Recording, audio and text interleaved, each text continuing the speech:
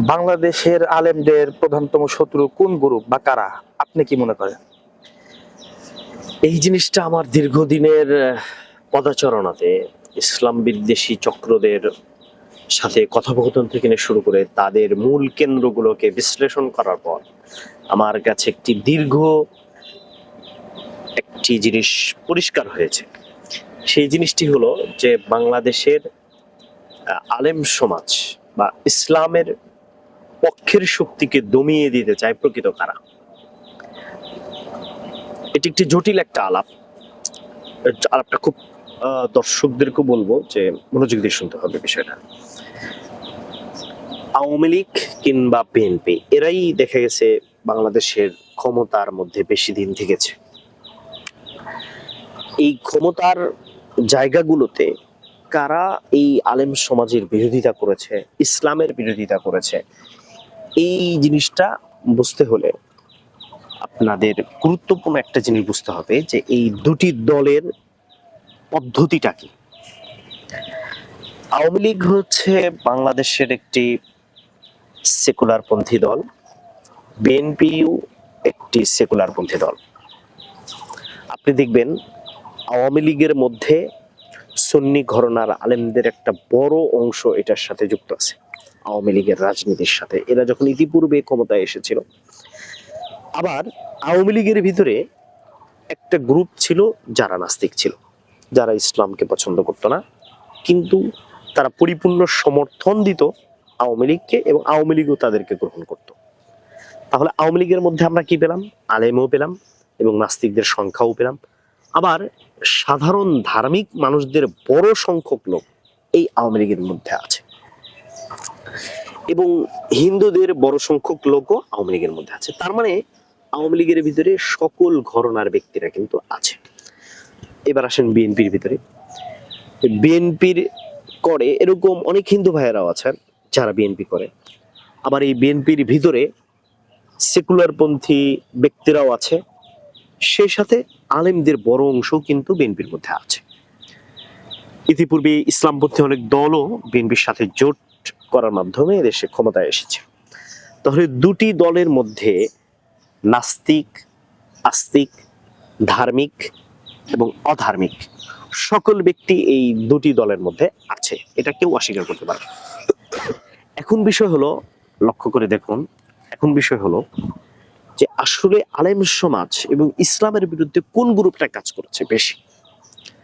যখন আওয়ামী লীগ ক্ষমতায় এসেছে, যারা আওয়ামী লীগের মধ্যে ধার্মিক ব্যক্তি, তারা তো আর ইসলামের বিরুদ্ধে কোনো কাজ করবে না, তাই না? তখন সক্রিয়ভাবে কাজ করেছে ওই যে ইসলাম বিদ্বেষী শক্তিটা, ওটা আওয়ামী লীগকে ব্যবহার করে এদেশে ইসলাম বিরোধী জায়গাগুলোকে তারা এখানে উত্থান ঘটায়ছে। এটার মাধ্যমে তারা যে কাজটা করেছে সেটি হলো যে এখানে আলেমদের বড়তম শত্রু হয়ে দাঁড়াইছে এই ব্যক্তিগুলো, কিন্তু আলেমরা শত্রু মনে করতেছে আওয়ামী লীগকে। সেম টু সেম বিএনপির সময়ও এরকম কাহিনী ঘটবে। দেখবেন যে বিএনপির মধ্যে যে সমস্ত সংশয়বাদী নাস্তিকদের গ্রুপটা আছে, বামপন্থী যে গ্রুপটা আছে, এই গ্রুপটা টোটালি হচ্ছে ইসলামের বিরুদ্ধে তারেক রহমানকে ব্যবহার করার চেষ্টা করবে। এখন আমাদের শত্রু হলো আওয়ামী লীগ কিংবা বিএনপি না। এখানে এককভাবে এরকম একটি গ্রুপকে কোনোভাবে আপনি শত্রু বলতে পারবেন না, বরঞ্চ ওই যে গ্রুপটা বামপন্থী এবং তারা ইসলামের বিরুদ্ধে কাজ করাটাকেই তাদের আদর্শ মনে করে। তারা প্রকৃতপক্ষে ইসলামকে আঘাত করতে পারলেই তারা মনে করে যে এটাই হচ্ছে সে তার যে অ্যাক্টিভিজম সফলতা, একটা আলেমকে মারতে পারা, একটা আলেমকে গলায় রশি বেঁধে জেলের মধ্যে নেওয়া, এটাকেই তারা কি মনে করে? তাদের জীবনের সফলতা মনে করে। এরকম ব্যক্তিরা হলো আমাদের প্রধানতম শত্রু, আলেম সমাজের প্রধানতম শত্রু। আপনি যদি সরাসরি বলেন, নীতি নৈতিকতার জায়গা থেকে কিন্তু কথাগুলো বলছে, আপনি যদি সরাসরি আওয়ামী লীগকে বলেন যে তারা আলেমদের শত্রু, এটা ভুল হবে, প্রকৃতপক্ষে ভুল হবে। বাংলাদেশে অসংখ্য মাদ্রাসা আওয়ামী লীগের লোকেরা টাকা দিয়ে এই মাদ্রাসাগুলো পরিচালনা করে। বাংলাদেশের অসংখ্য বিএনপির লোকেরা টাকা দিয়ে এই মাদ্রাসাগুলো পরিচালনা করে, এটা আপনার কেউ অস্বীকার করতে পারবে না। তাহলে তারা কি আলেম বিদ্বেষী? মোটেই না।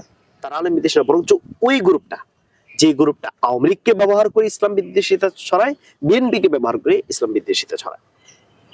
আমাদের আলেম সমাজের উচিত হলো এই শ্রেণীগুলোর ফিলোসফিটা কি, এই শ্রেণীগুলোর আদর্শটা কি, সেই আদর্শটাকে আগে স্টাডি করার মাধ্যমে বুঝতে পারে। দেখেন, আমরা বিভিন্ন টকশোতে এই সমস্ত ব্যক্তিদের সম্মুখীন হই। এই ব্যক্তিদের সম্মুখীন যখন হই, আমাদের পক্ষে যিনি আলোচনা করেন তিনি তাদের ফিলোসফি সম্পর্কে কিছুই জানেন না। দেখা যায় তিনি যে প্রশ্নটা করতেছেন যে দর্শন থেকে, আর আমাদের পক্ষ থেকে যে যিনি অ্যান্সার করছেন তিনি যে দর্শন থেকে অ্যান্সার করছেন টোটালি ডিফারেন্ট।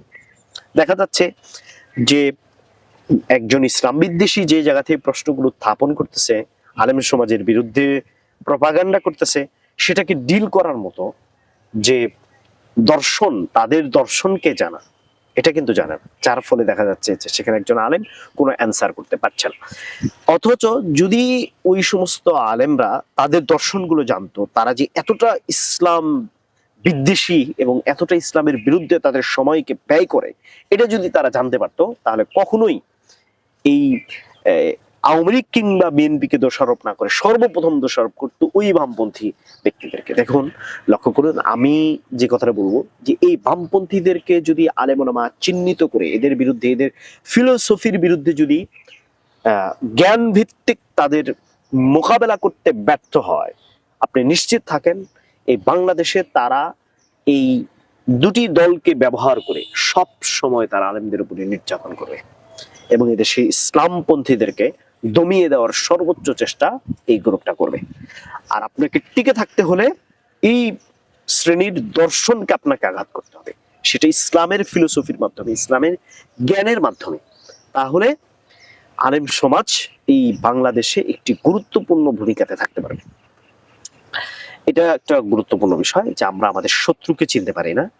আমরা দেখা যায় আমাদের শত্রু যিনি, তাকে আমরা শত্রু চিহ্নিত না করে আমরা ভিন্ন আদর্শের ব্যক্তিকে শত্রু মনে করি। এরপর তারা আমাদের ভিতরে লাগিয়ে দিয়ে তারা সেই গ্যালারিতে বসে সেই জিনিসগুলো উপলব্ধি করে। তাই আমাদের শত্রুগুলো হচ্ছে এই বামপন্থী, এই সমস্ত ব্যক্তিরা। সর্বপ্রথম আমাদের কি করতে হবে? এই ফিলোসফির বিরুদ্ধে, এই দর্শনের বিরুদ্ধে আমাদেরকে লড়াই করতে হবে, জ্ঞান ভিত্তিক এবং আমাদের আদর্শ ভিত্তিক, আখলাক ভিত্তিক। এদের বিরুদ্ধে আমাদের কাজ করতে হবে। তাহলে আমরা প্রকৃতপক্ষে এই গ্রুপটা, আমরা যে গ্রুপটা আমাদের প্রধানতম শত্রু, তাদেরকে আমরা চিহ্নিত করতে পারবো এবং তাদের বিরুদ্ধে আমরা মোকাবেলা করতে পারবো। তাহলে আমাদের বাংলাদেশে একটি ভালো অবস্থান সৃষ্টি হবে। এরা রাষ্ট্র ক্ষমতার প্রত্যেকটা রন্ধ্রে রন্ধ্রে আছে। এই রাষ্ট্র ক্ষমতার এই রন্ধ্রে রন্ধ্রে যে সমস্ত ব্যক্তিগুলো আছে, তাদেরকে অবশ্যই আমাদেরকে শক্ত হাতে এবং আমাদেরকে এই রাষ্ট্র ক্ষমতার এই জায়গাগুলোতে আমরা বসতে পারবো, যদি আমরা তাদের ফিলোসফির বিরুদ্ধে ভালো একটা অবস্থান তৈরি করতে পারি। ইনশাল্লাহ এটাই হলো আমাদের আলেম সমাজের প্রতি আমার বক্তব্য ছিল। জি, ধন্যবাদ আপনাকে। আসসালামু আলাইকুম।